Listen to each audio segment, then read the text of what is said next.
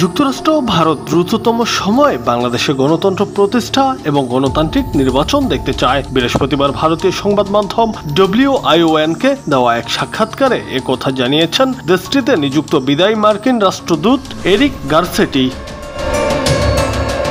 তিনি বলেন, যুক্তরাষ্ট্র ও ভারত উভয়ই একটি শান্তিপূর্ণ গণতান্ত্রিক দক্ষিণ এশিয়া দেখতে চায়। আমরা স্পষ্ট করে বলে দিতে চাই, বাংলাদেশ হোক বা অন্য যে কোনো দেশে ধর্মীয় সংখ্যালঘুরা যেন নির্যাতিত না হয়। আমি মনে করি সামনে একটি সুযোগ আছে।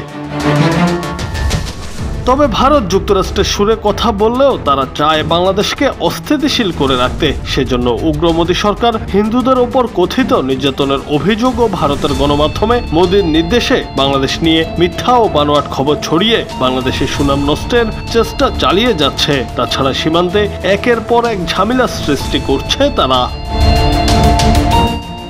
জুনায়েদ আহমেদ, বাংলা টিভি।